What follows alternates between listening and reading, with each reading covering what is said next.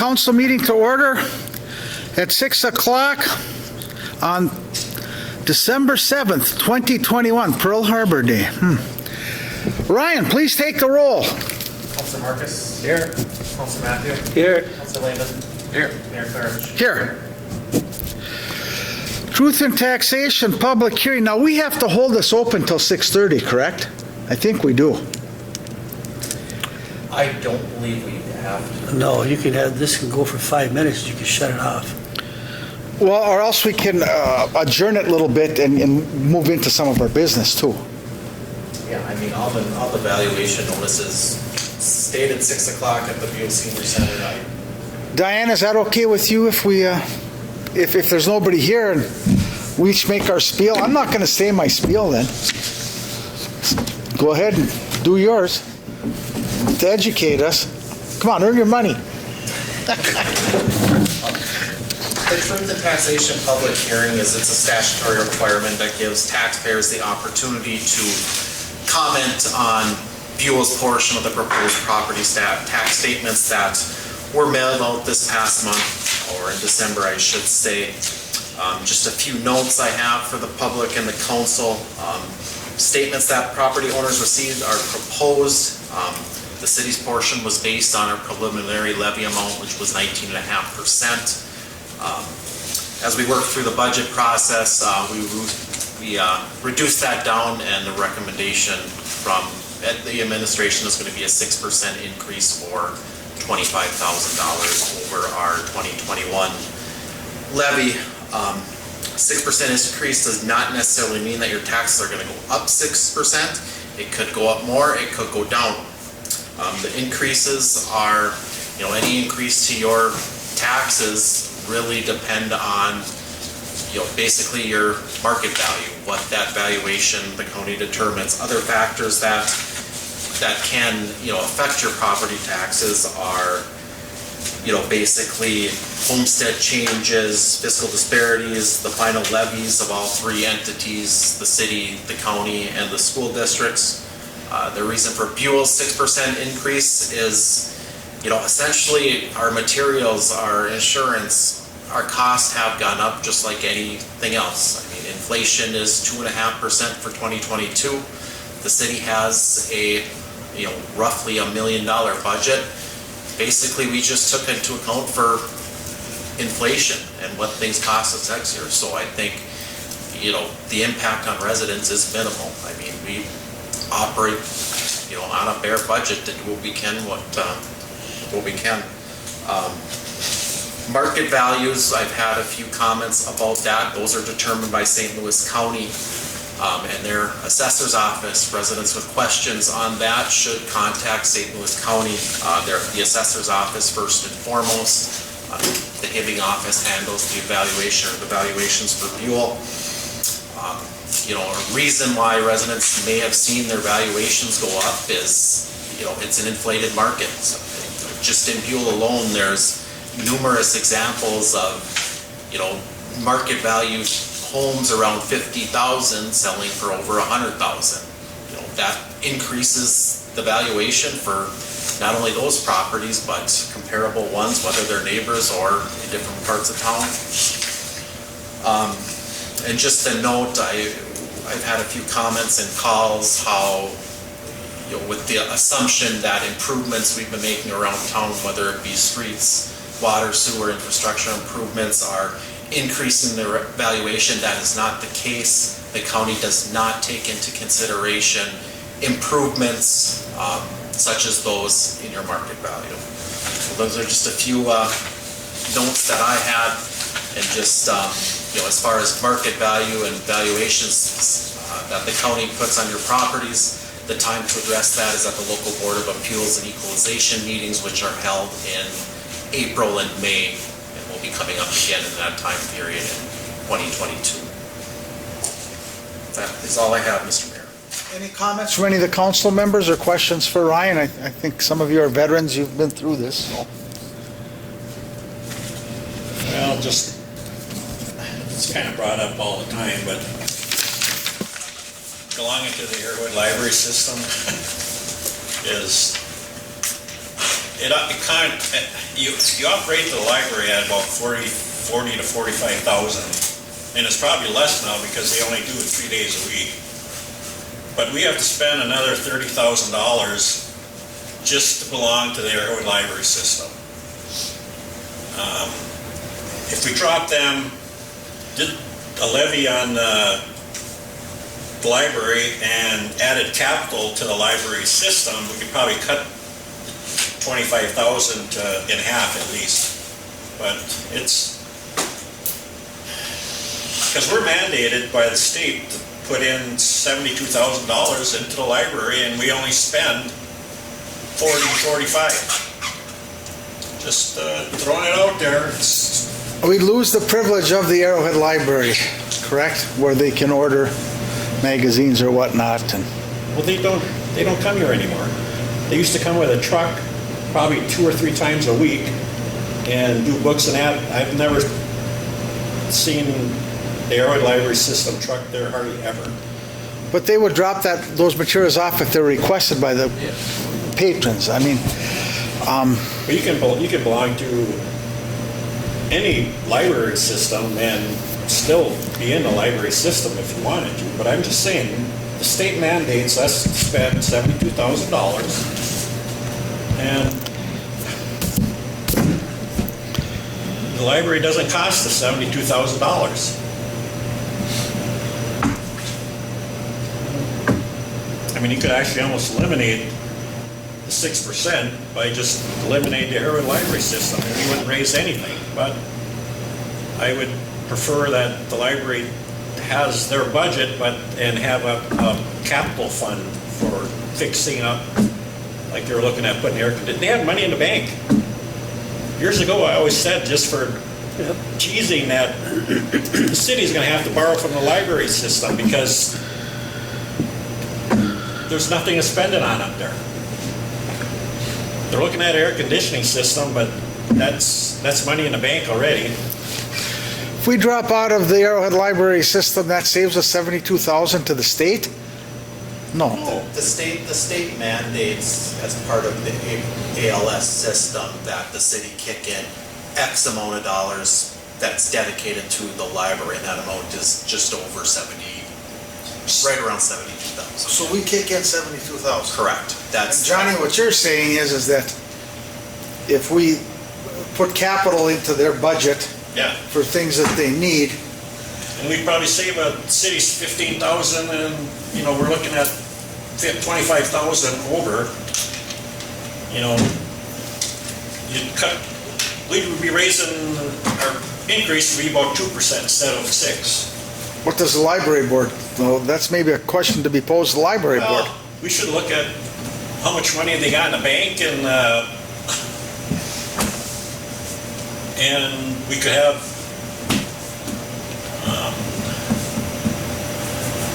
what they come and tell us. I mean, how often do they use the library system? We can get that report from Jim Wakeham, right? He's the head of the ALS, so I think we should request that. Just what is the usage? I don't know, they can access to get books online, correct? And then pick them up at the Buhl Library? Is that how that works? Yeah. Okay. But we're on the internet already. And they can just access the Arrowhead Library System right from, okay. I mean, this has been brought up past councils. It's nothing new. Just that it's... I remember it years ago, but nothing in the last couple of years. But, well, we'll look into that, John. I don't have nothing against the library, just that... I don't want to lose the library. Mandate $72,000 and we don't spend it is pretty stupid. And for, like I say, I think we're not using that system as much as they used to in the past years, if any. It'd be nice to get an idea of what range communities are in the ALS system, and if there's anybody that's not, that maybe are similar size, and find out how it's handled. Because if it's not, if we don't, I think the bookmobile has to stop in Buhl then. I'm not 100%. I think it does. I don't know if it was Gilbert. Somebody dropped out of this already before. Well, we'll have to find out and maybe ask some questions. Just that. Okay, we'll move on from the truth and taxation public hearing. Do we have to take a vote on anything, Ryan, for that? No, I would just note that there are no attendees. And it's after 10 after, so, okay. Well, let's move on to number 4, reports from department heads. Just a couple of things.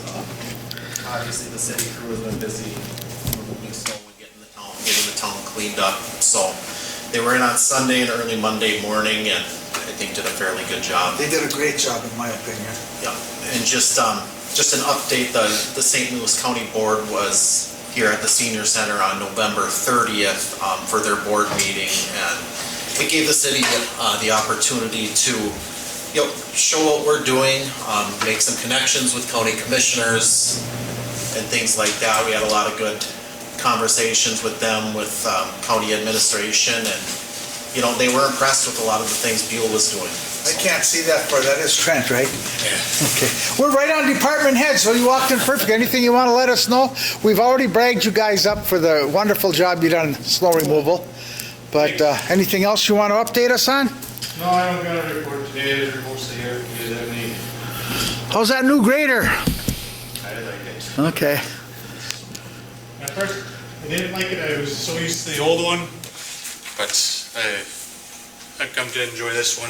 Is that bigger than the old one? Fred? No, it's a little bit smaller, It is. but pretty close to the same size. It's just, it's shorter. It's a little bit wider. So, Bigger blade? no, same size. And we bought all those blades, was it last year, 2 years ago? Yeah, a couple years ago. And so we made sure that the blades all worked on it. Oh, that's great. So it's That a lot easier on my body because that's. I was just wondering about the alleys. Oh, and no, it can do the alleys. It's just we never got around to. We didn't do them last year because the Casper was in mostly all of them that we do with the grader. Okay, Stuart, anything about the fire department you just want to update us on, or? Had a fire department meeting last night. Had elections for officers. Josh McDowell is going to be still fire chief. Ted Erickson's still going to be the Okay. fire chief. April Opak's going to, or Neiman's going to be the treasurer or secretary. Laura Peterson's going to be the treasurer and training officer. Well, it's good to know. Fire department's gonna have Santa, a drive-by Santa, where they're gonna get bags of candy to the kids next Wednesday on the 15th from, I believe, it's 5:30 to 7. By the fire department right there in the Yep. front? Okay. Or side or whatever, okay. Anyone, anything else? Council additions to the agenda, I have one, and I want to call it A2. And it's the rec board requesting $300 from their budget. Is there a motion to approve the agenda? I'll make a motion. Motion by Stuart, is there support? Support. Support by Jean. Further comments, questions, or discussion? Hearing none, all those in favor of the motion signify by saying aye. Aye. Aye, those opposed, same sign, motion carried. Citizens Forum, I see no one here. 7, consent agenda, the minutes, the regular city council meeting November 16th, 2021, and the special city council meeting of November 30th, 2021. B, claims, payroll number 24, $12,993.46. Payroll number 25, $12,284.51. Payroll November, $2,350, and accounts payable, $36,095.06, for a grand total of $63,723.03. Is there a motion to approve the consent agenda? I'll make a motion, but I want discussion after. Okay, motion by Stuart. Is there support? Support. Support by John. Discussion. Stuart? I see in the claims that we had a Northland tractor bill for DOT inspection on the plow truck for $2,700. I was also for a plow repair also. Yeah, it was. I can only fit so much in the memo. Right. So it doesn't show everything. So it was repair bolts, some leveling or something, and I don't know, there was a bunch of different repairs that had to be made. Let the minutes show that Councilman Carter arrived at 6:15. Apologies, No, that's okay. had to get out of work. Okay. Answer your question, Stuart? Okay. All those in favor of the motion of the consent agenda, signify by saying aye. Aye. Aye. Those opposed, same sign. Motion carried. As you can see, no one was here for the truth in taxation. Okay, now we'll move on to business. Number 8A, construction in progress. Ryan, do you have anything that you want to update us on? Yeah, just from last council meeting, there was a request, kind of an updated financial overview on the project. I included that. Within to date on the overall project, and keep in mind, it went up a little bit. St. Louis County's portion jumped about close to 200,000, which St. Louis County covered, but it just reflected in our cost, but we did get that funded back from the county, plus the change orders. But to date, we spent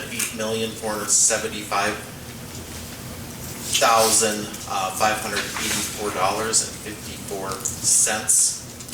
It's kind of all laid out in front of you there, as well as on the next page with our invoices to Casper and Jamnik.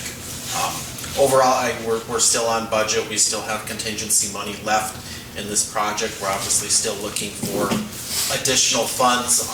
The next focus is going to be obviously on doing the last phase of this project, being the water tower. We're talking to our legislators constantly, have the bill written for full funding, have some initial support of a little over $200,000 from the IRRB for that phase 2. So the prospects of having that water tower portion fully funded are looking positive at this point.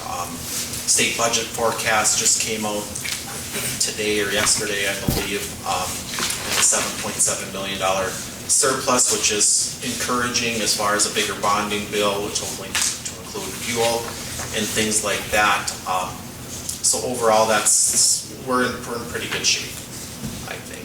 So just kind of an overview for the council and the public. If the public would want to see these numbers, it's kind of hard to explain everything on the spreadsheets, but copies are always available at City Hall for anybody who's interested. So that is all I have, Mr. Mayor, unless there's any questions. Any questions for Ryan? Mr. Mayor, Yes. so we're in budget, and we're still holding, how much are we holding on contingent? Contingency, we had 447,000 built into it, and we used approximately 57,000 of it. So, any contingency we don't use would just reduce our loan amount through USD Rural Development, which will finalize next year after the project's completed in early spring. And then we have, is that where the blacktop's gonna come out of that money for all the project, or? Nope, the blacktop will go into, that won't touch contingency. We paid for a good chunk of the blacktop already because of all the base course now, so it's just the wear course is basically our major line item of what the city is gonna be responsible to pay for, but that's obviously was in the budget all along. Right. So. Any other questions? Now we'll move on to A2, which is a new addition to the agenda, Brandon, and that is approve $300 for a rec board request to come out of their budget for the Christmas holiday party event. Is there a motion to approve the $300 for the rec board? Motion. Motion by Brandon. Is there support? I'll support. Support by Stuart. Further comment or question or discussion? Hearing none. All those in favor? Oops. Mr. Mayor, Yeah. I got a question for Brandon. Did you attend rec board meeting last I night? did not make that, no. I'm working 12-hour shifts right now in tech. From what I've heard, Councilor Lehman, is they're coordinating with the library to hold that event at the library. I don't think they've completely finalized the date. I think they're discussing that, but. Did you go to the meeting? I did go to, I just, I didn't know with this request this morning, I got an update, so. They'll get the information out. Yeah, they're supposed to give me an update too, so I can bring that in. Nothing else? Okay, now, all those in favor of the motion signify by saying aye. Aye. Aye. Those opposed, same sign. Motion is carried. We'll go on to 8B, non-ferrous mining, a DNR letter, support of that.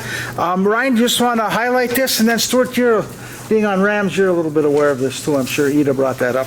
Sure. REM sent out communication to all members over the past couple of weeks requesting local governments to submit public comments to the DNR regarding the push to change the non-ferrous mining rules. Basically, RAMS is suggesting that, the rules are already stringent enough, and that's kind of what the draft letter in your packet indicates, and they're requesting it that on behalf of the entire council, we submit a public comment to the DNR, basically saying they're stringent enough as it is, and, we support whether it's polymet, twin metals moving forward to, hopefully provide a much needed boost to our regional economy. And yeah, to add to that, they're looking for support from cities and townships and stuff like that. And they're also looking for support from individuals. It's the comment period on the non-ferrous minings is something that has already been done. They're doing it again because I think the administration is coming down on the state or whatever, on DNR, to change their rules. Which would negatively impact non-ferrous mining. Correct. The push by, I think there's a bunch of groups that have filed comps and lawsuits and things like that to hold up these projects, especially in our region, and this was another delaying tactic, kind of moving forward, and that's why RAMS was very much supportive of mining in this area and things like that, with the belief that, and, the facts that we've done it safely for how many years, let us do this safely too, whether it's mining other, non-ferrous materials. So that's kind of the backstory. I have a question. Has RAMS contacted the local trade unions? Yeah, To see if they can help get their I'm input sure, into it? because they're all in I think there might be a coalition of Minnesota Jobs North or whatever. They're all kind of, they talk together, and they're, any board that they can get a hold of, they put it out, and RAMS being covering everything from Lake Superior down to Crosby, across the, so yeah, it's good. I know Ida's also solicited each one of the mayors to sign on to a separate letter that had to go tomorrow. And I know I did sign that too. So, so Ida's leaving no stone unturned, including the trades, the mayors, the cities, the townships, and everybody that is impacted by this negativity. So. Yeah, I'd say even like the 49 operators, they're into it. Every one of the unions are aware of it. I don't know if they've pushed communication out to their members of their unions, but. So yeah, the approval of the motion is just basically authorizing me to submit that letter that's drafted as a public comment on behalf of the city council of Buhl. Do we have a motion and second yet? No. I'll make the motion. Okay, motion by Stuart. Is there support? Second. Support by Gene. Further question or discussion? Hearing none. All those in favor of the motion signify by saying aye. Aye. Those opposed, same sign. That motion is carried. We'll now move on to 8C. The Northeastern Minnesota Municipal Power Agency dues, and they're $1,000 a year, and they're well worth it, as you can see by the last contract that we approved last time. We're saving a tremendous amount of cost on power over 7 years, Ryan, or 8? 8. Yeah, 8 years. So I think this is a great organization to belong to, and they actually had got a lot of results for us. So is there a motion to approve the NEMMPA dues? Oh, make a motion. Motion by Stewart. I'll support that. Further comment, question, discussion? Hearing none. All those in favor of the motion signify by saying aye. Aye. Those opposed, same sign. That motion is carried. We'll now move on to 8D, the fire hall addition bids. Ryan, do you just want to lead the discussion first, and then we'll see if there's any other comments from the councilors before we take a vote on that. As this has been discussed at a previous council meeting, and I've been back and forth with both Fire Chief McDowell and Assistant Chief Erickson, we know the bids came in double what we were anticipating. We were waiting on a little bit more, we're still waiting on a little bit more information from Morton Buildings as far as additions, possibility of a standalone structure, still looking for funds. Basically, we're not gonna pay double what we thought for getting something, but we can put a little bit more time, get some more numbers and things, and both fire chiefs are on board with rejecting these bids. It's just kind of a formal motion that, we're not gonna spend money foolishly on something that, was $250,000 more than we anticipated on paying. So we're still moving forward very much. We know we need to get that addition done for them to make sure they have usable space for training, equipment, and, which obviously leads to protection of our community. So just basically a formal motion rejecting the bids as submitted. If I may comment, I attended the bid opening, and I'll tell you what, the bid opening, there was one bid that was a little bit higher. I think we had 6, Ryan? 5 total. 4 were right within $10,000 to $15,000. So those are solid bids. What happened is I don't think the architects drew up a very accurate bid plan.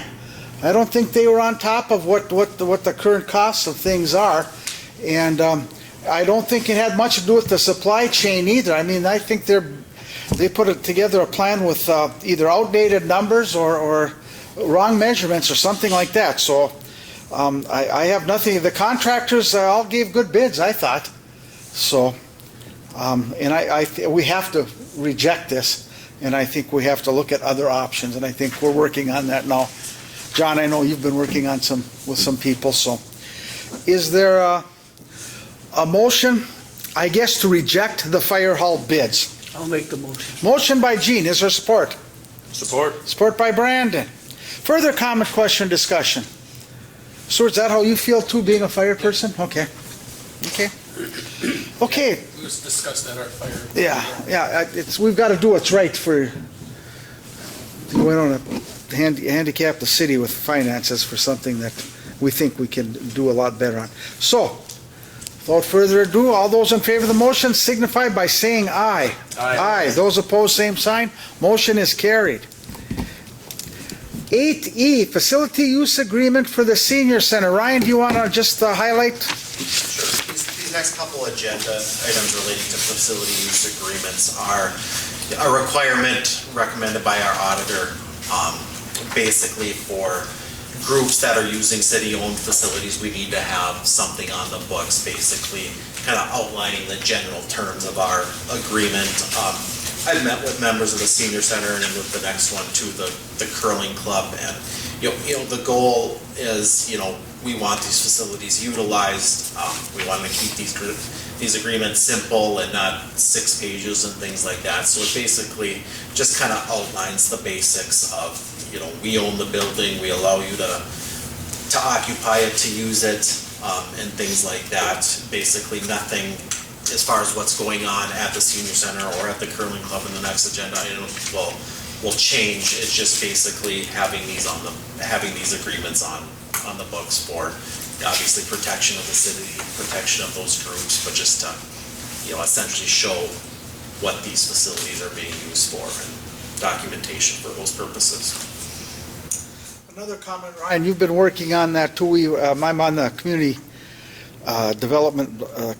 development block grant for the county, and we've submitted a request for some funding for here. Ryan, do you just want to highlight what that would be? Sure, yeah. The city, on behalf of the senior center, submitted a CDBG applications for upgrades to this building, including new floors, trim, new windows, some handicap ADA accessibility improvements to the bathrooms back there, electronic doors, and some countertops in the kitchen.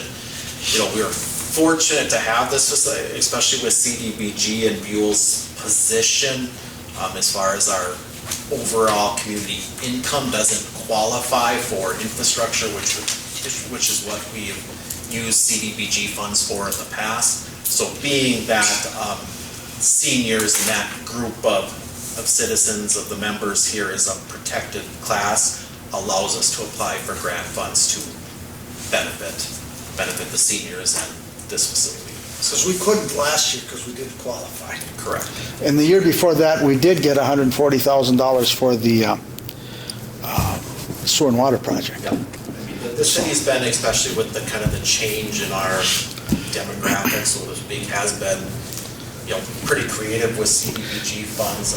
If you recall, we received some funds for upgrades to the old fire hall with some COVID funds that they got.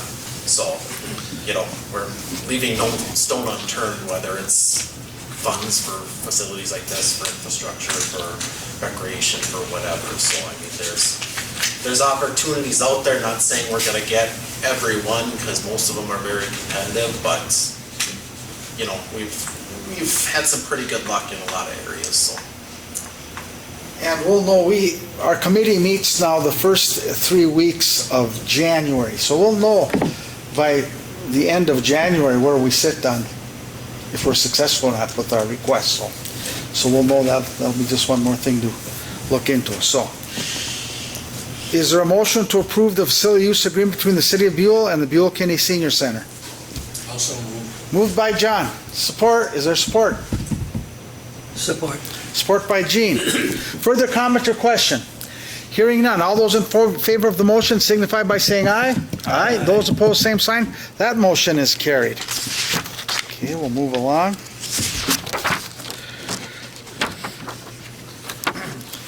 Ryan, do you just want to start right in on this, on the proposed agreement between the City of Buhl and the Buhl Curling Club? For the same reasons as the senior center, obviously. It's another group that uses a city facility. We have had some discussions with curling club members.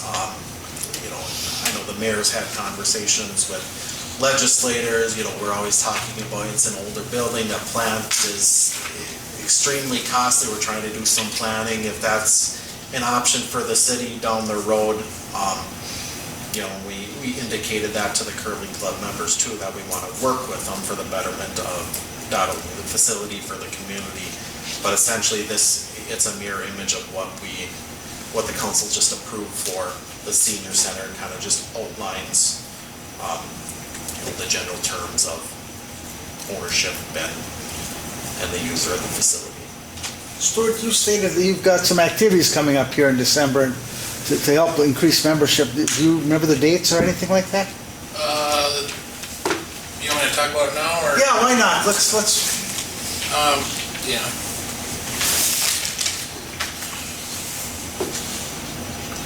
The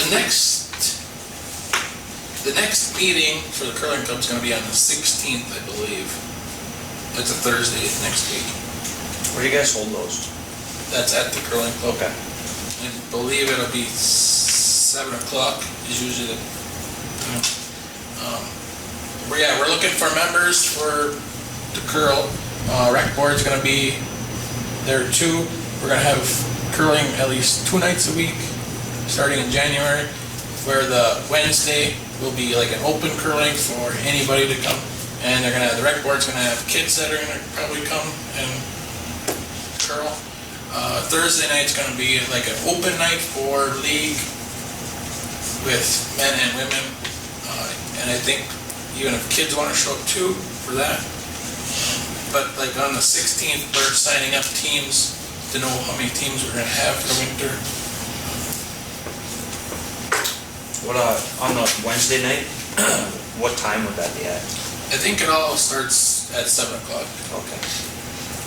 They're gonna have a few burger nights, I think, like on a Friday night. Friday or Saturday night of, one night of curling on a weekend, a couple times a month, maybe. And then the only bonds deals we have planned are, for right now, are the Barney, which will be in March.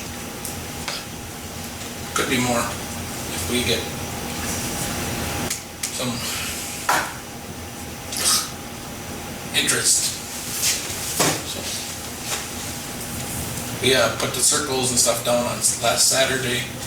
Some of them are down, and now they're just flooding to Make it nice. make it nice. Nice. Perfect. Any other comment or discussion before I ask for a motion? Did I ask for a motion already? Nope. I didn't think so, okay. Well, hearing none, is there a motion to approve the facility use agreement between the city and the curling club? I will. And I'll support that. Further comment or discussion? Last chance. Hearing none, all those in favor of the motion signify by saying aye. Aye. Those opposed, same sign. That motion is carried. Moving right along, 8G, temporary liquor license for the curling club. Ryan, just want to highlight that before I ask for a motion? Yeah, as you know, the council's already approved the new liquor license for the curling club, which wouldn't begin till January 1st. They're looking to hold an event on December 17th. That's why I'm looking for an approval to grant them a temporary liquor license. Pending the state pushes this through, usually they require a 30-day lead time. I've been talking to them, they think they'll be able to do it, but before they can take any action, the governing body needs to approve the temporary license, so. Who's liable for that? They have their liquor liability insurance. They have it? They have it, Okay. that's still in effect, so. Good question, John. No, a temporary license. Yeah, the city could not grant a liquor license without That insurance. that insurance, and the state wouldn't sign off on it, Okay. so. Makes sense. So this is just for a one-day temporary one for that particular event. Is there a motion to approve the temporary liquor license for the Buhl Curling Club? All motion. Motion by Brandon, is there support? Support by Stewart. Further comment? Hearing none, all those in favor of the motion signify by saying aye. Aye. Those opposed, same sign, that motion is carried. Now on to 8H, Resolution 21-58. This resolution establishes the parameters for the sale of the lots in the new baseball field development. The city has received multiple inquiries from individuals looking to move to Buhl and invest in our community. Ryan, why don't you just highlight what you have first, and then we'll have a discussion, then I'll ask for a motion and support. My thought process in developing this resolution was that there was a lot of variables involved. Number one, that development's paid for exclusively by grant dollars. So taking that into account, plus what we've sold other lots around town, and the real benefit of housing being built up there is the tax base that it's going to develop and the relief that it's going to give everybody in Buhl. My recommendation is to keep those lots manageable, so it's enticing for people that want to build. I have a list of people who are ready to pull the trigger pending whatever the council's decision on kind of the price of those lots. I'm sorry, Ryan, how many people is there?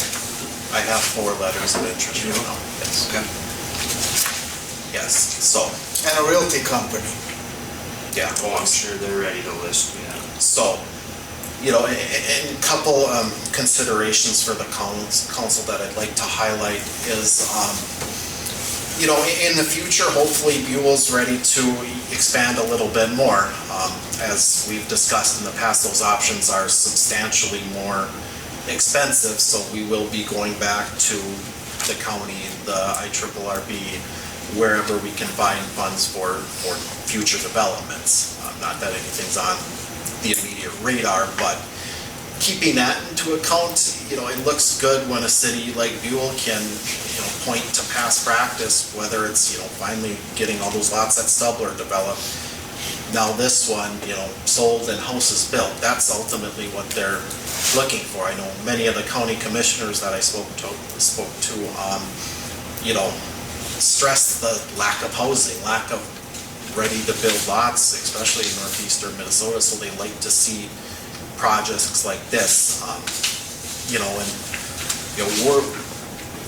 these added homes, these added residents, add a lot to our community, more than financial, it's more people, it's good things that allow the city as a whole to do more.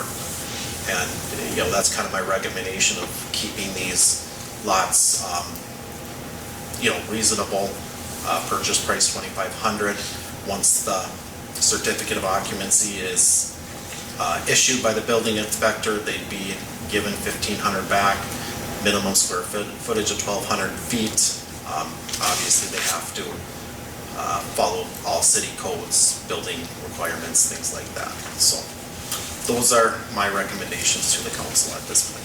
Are we gonna require garages on these? Not at, I guess I never really thought about. It's just a thought. What'd you say? Are we gonna be requiring a garage to be built on these too? I don't know why. Well, Yeah, I don't know if you can require that. Great question. well, it's Yeah, just a thought, I mean, it's actually not a bad idea. I would like to see that they would have that, yeah, that's good. 'cause if you build, whether it be separate or attached. yeah, because if you build 1,200 square foot shoe boxes, I mean, yeah, we're growing our community, but what are you gaining? Yeah, because this is Minnesota. Yeah. Yeah. I mean, we have no garages on State Street right now. Where are they parked? Yeah, the snow's packed in them. Ryan, would that be a problem to add that to your, I don't Resolution? see an issue. Well, what's the square footage on your lots here?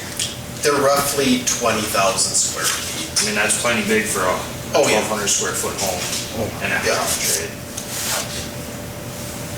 That's just a thought, I mean, I like that idea, to be honest with you. if we're gonna do it, we might as We, well. we want these to be nice and valuable homes for the Exactly. tax base. I mean, It helps- that's it what we're helps the looking whole at. Community. So I guess my recommendation would be altering number 5 where it says construction of a single-family home. I would maybe add construction of a single-family home with attached garage and or accessory structure. Well, don't require them to have an attached garage. Some No, people don't allow it. that's why I said and or single.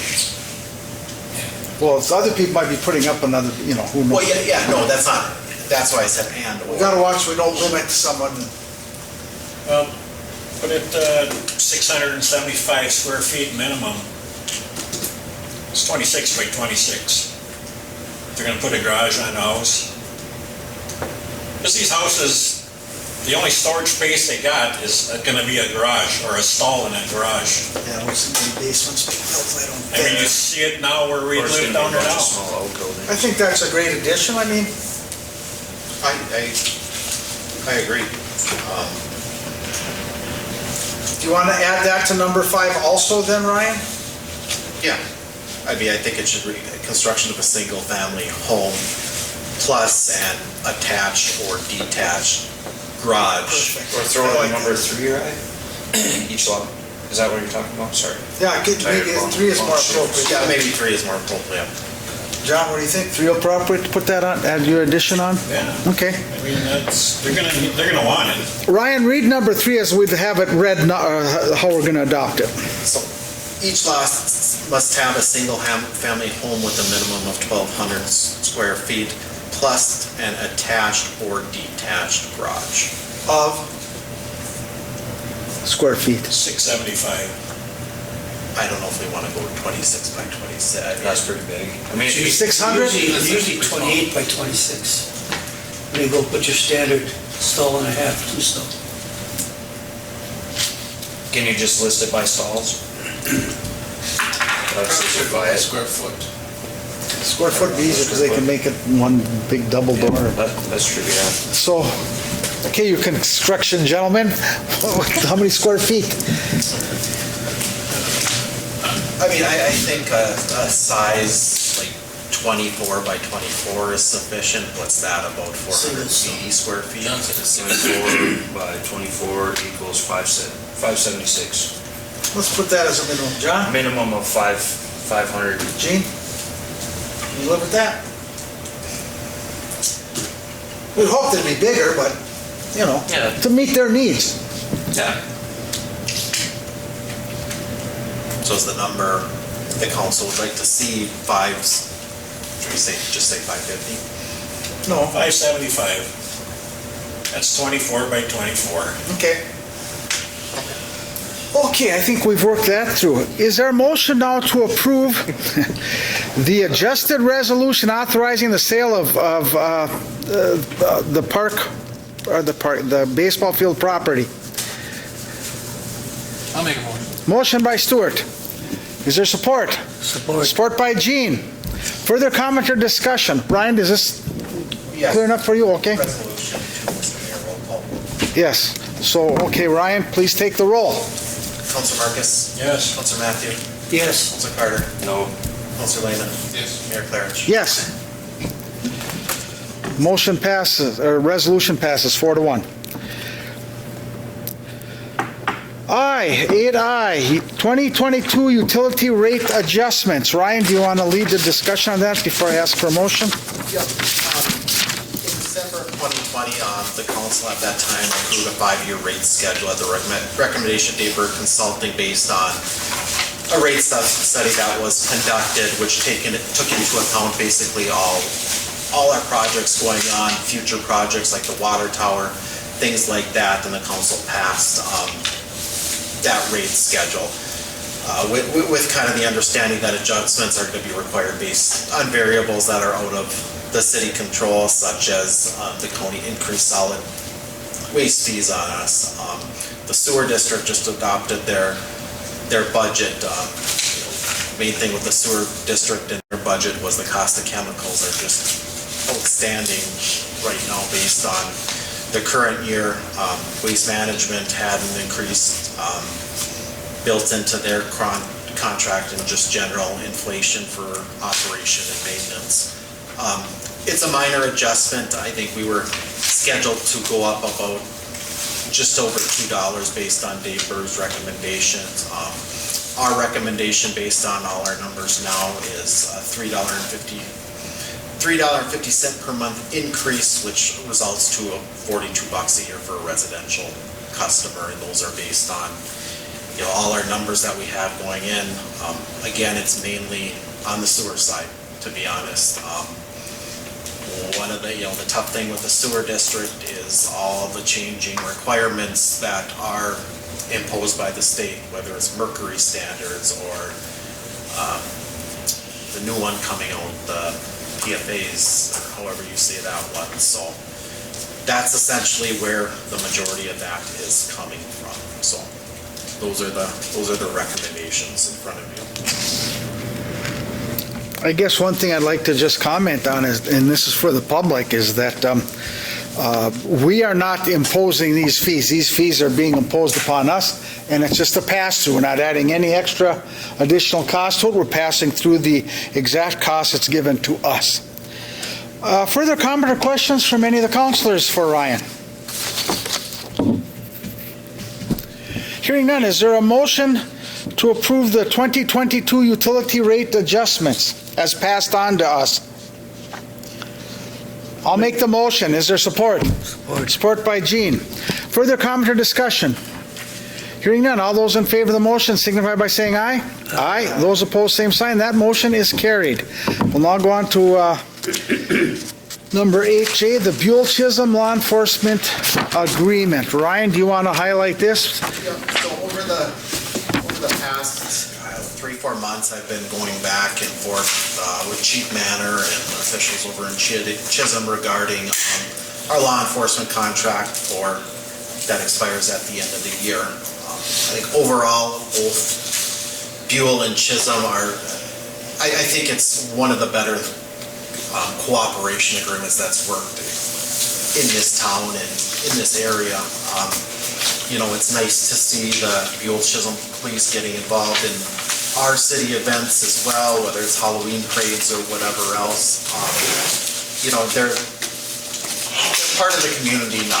Basically what this agreement states, so you see the contract in your packet, that will remain unchanged. We're looking at a 3-year extension, no increase for 2022 and 3% increases for years 23 and 24, which basically results in a 2% increase, 6% over 3 years or 2% per year. So I think it's a very good deal for the city of Buhl and our residents, has a minimal impact on our budget, and keeps law enforcement in town, and available for whatever needs may come our way, 24 hours. I mean, they're dedicated, and it's nice to have that asset and that resource for us. It's also great in that it's hard to find police officers. And they've lost some, they're losing some of their people to the sheriff's department. People move up the ladder and whatnot, but they guaranteed to keep us the same coverage and everything like that. And at 6% over 3 years, which basically is 2% a year, I think that's tremendous for the city of Buhl. Great job, Ryan. Any further questions from the council? Hey Ryan, is there like a minimum of, I bet I skipped that over, it isn't there? Is there an amount of time that they spend per week or per day or per? Usually in the report, I believe you have a report in they're here on average about 4 hours a day. It says 4.6 hours for last November. Okay.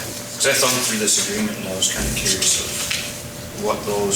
thought the average was supposed to be somewhere around 3 years. Yeah, I think the average, I can't remember if it's, essentially the main highlights as far as coverage in the contract is someone calls 911, they have to be there. Yeah. So, I mean, that's the main benefit, the main protection for the city of Buhl. Some months, depending on call volume, are more or less, but it usually averages around that 4 hours a day, and they try to, different times during the day. Obviously, they do our light sweeps, parking tickets, and whatever else, which is still a work in process on, especially the light things, hopefully going into next year with it being a mandatory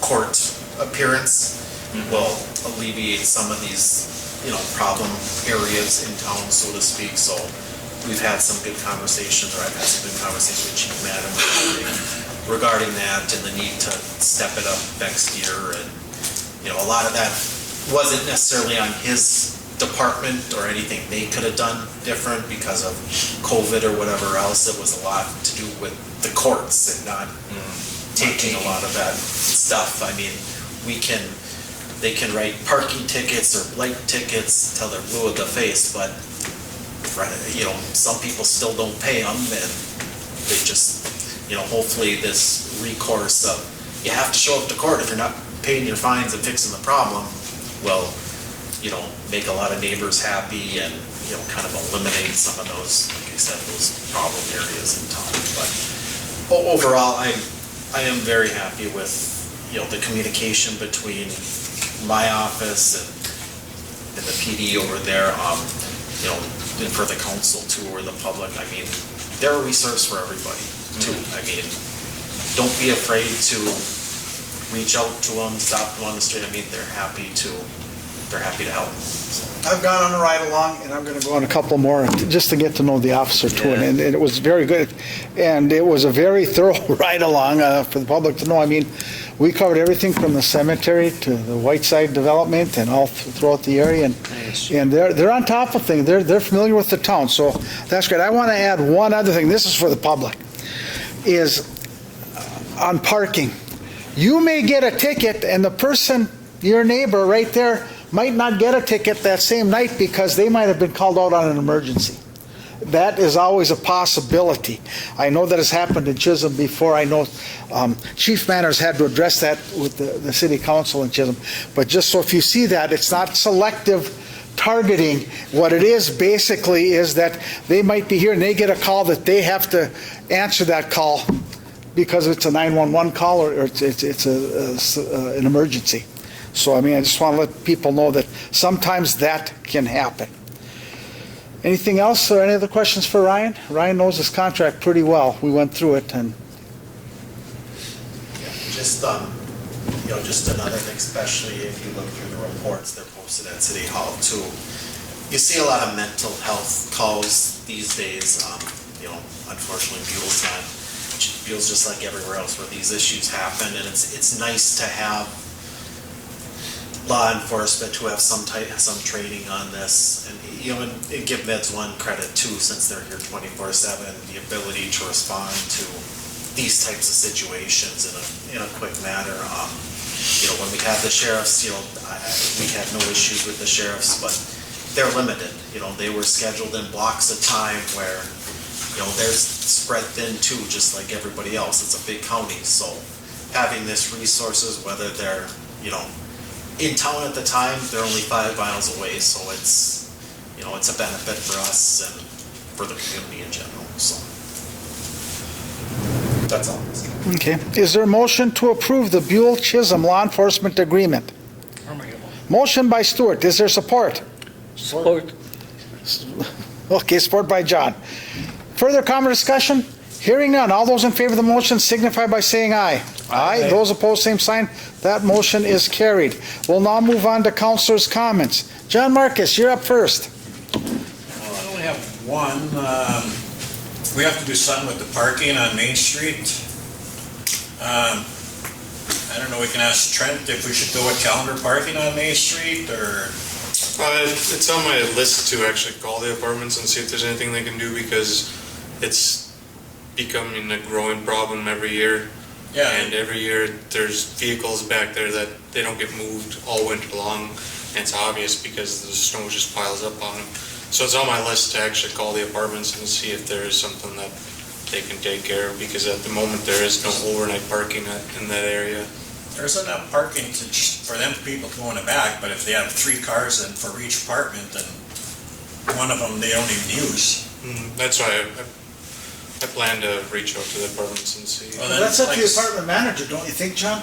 Yeah, I know, but They get one, but then after that, that's, yeah, but It's it's becoming, unfair to some of those it's people. becoming our problem. Yeah, and I agree with you I mean, 100%. the other morning, you had to go like this to get through the main street. I'm just saying, if It was we just can't work the something problem out for there, blowing. is to put calendar parking on that section. At least they have to move their car to the other side of the street. Yeah. I'd like council opinion on it. What do you think about that downtown? If we have to move to calendar parking. I don't have a problem with that, because that was a mess. Mr. Mayor, Yes. there is calendar parking there, isn't there? No, it's at 2 a.m. to 6 a.m. There is no overnight parking, but they don't move anyways, so it's. Well, that was gonna be my question, one question. Well, we If have there was parking there, it could get them to move. And I thought there was calendar parking, so There's no overnight parking. Correct, no, yeah, it's like 2 not to on the 6. 2 blocks. There's a sign right on the light pole. It's a little faded, so we could probably use a new sign on it.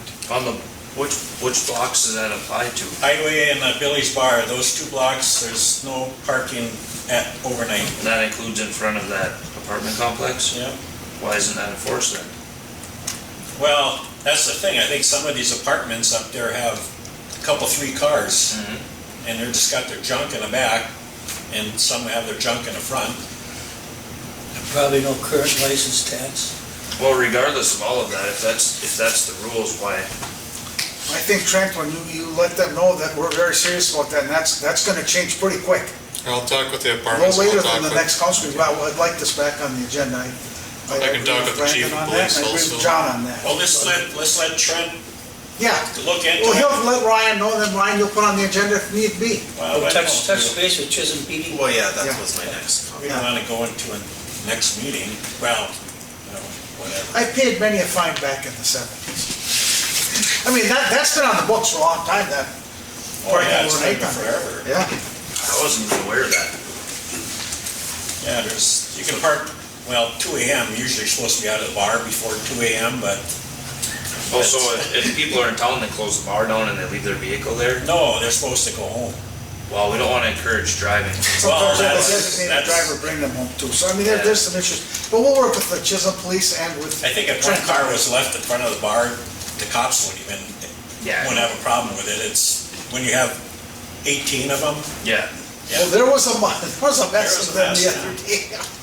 Yeah, it's a wide road and I barely could squeeze through the yeah, grader. I know. Okay, we'll take care of that. Otherwise, we should put an ordinance in for calendar parking and then have to move them every night. Trent, even look, see how many updated tabs are in the back in the alley on those cars that are parked in the back and in the front. Just to go to that apartment manager and say, you've got 16 cars here and 16 don't have license. I'll have the PD do that, that's. Yeah. That's their job, yeah. Yeah, I'll talk to the chief. Trent's a little busy. Put a uniform on, Trent. Yeah, there you go. Okay, anything else, John? No, it's just, Good point. I mean, the lights look good and good job on the snow plowing and It's winter. winter now. Gene?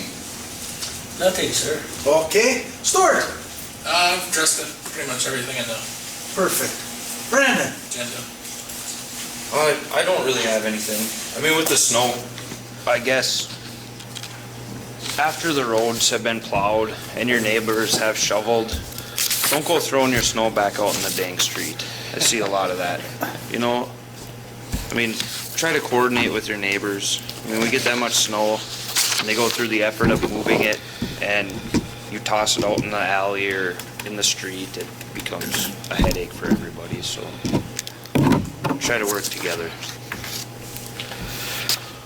Okay, I'll be next. I'm going to have two mayor's comments here. Ryan, what I'm going to do is, because we did not have anyone here for the taxation meeting, I'm going to speak about, just to reiterate for the public about your potential tax bills, and also I'm going to talk about parking. I'm going to talk about parking first. Then also, after our minutes are approved at the next meeting, these two documents will be posted in the post office by the other, by the minutes, so that if people have a question, they can see what I'm highlighting here on parking and about tax statements. Okay.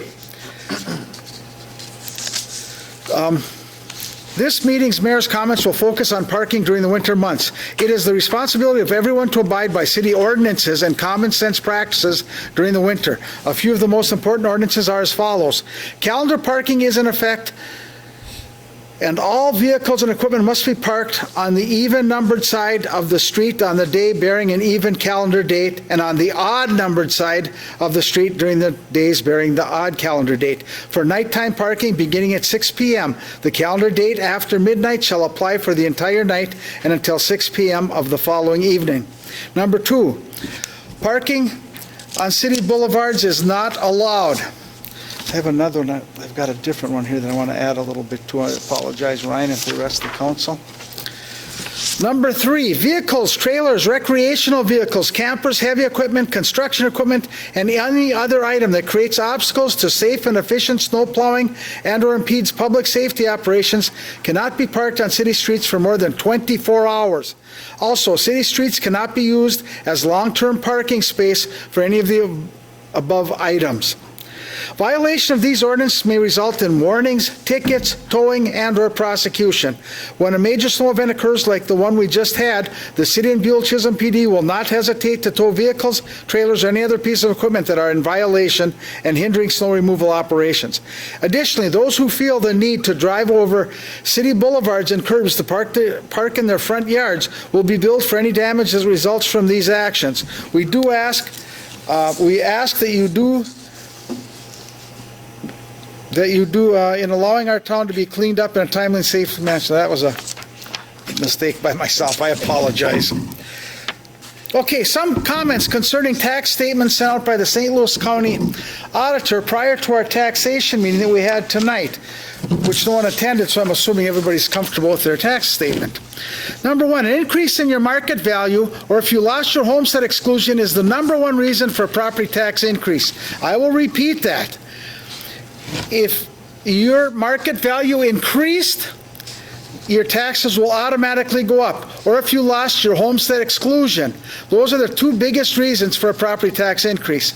All taxpayers have the chance to question their market value yearly at the local Board of Appeals and Equalization meeting, with the date of the meeting sent out by the St. Louis County. The date is set at a city council meeting, discussed at city council meetings prior to the meeting date, included in the city minutes, and included in the taped broadcast that Lyndon so graciously does for us, and over the local public television. It's also posted at the Buhl Post Office. The meeting this year was held at 10 o'clock a.m. at the Buhl Kinney Senior Center on May 20th, 2021. Number two, all residents must pay taxes to three taxing entities: the county, the city, and the school district. You should make sure you are not reading the total tax bill, but just the City of Buhl tax increase. Three, the Buhl baseball field's housing development is at no cost to the City of Buhl taxpayers. I'm going to repeat that again. The Buhl baseball field housing development is at no cost to the City of Buhl taxpayers. We have three people that evidently are on social media trying to say that there's a cost for that. There is none. We've got the money through the IRRB and St. Louis County HRA. Four, the cost of the sewer and water project did not increase taxes for the residents of Buhl. Number five, the cost of the new asphalt on Woodbridge and Whiteside Avenues did not increase taxes for the residents of Buhl. Only the property owners abutting the streets will be assessed. Six, any valuation questions should be reversed to the St. Louis County Assessor's Office in Hibbing. That telephone number is 218-262-6089. I will repeat, 218-262-6089. And with that, is there a motion to adjourn? Motion by Stuart. Is there support? Support by Gene. All those in favor of the motion signify by saying aye. Aye. Aye. Those opposed, same sign. Motion carrying and meeting adjourned at 7:10.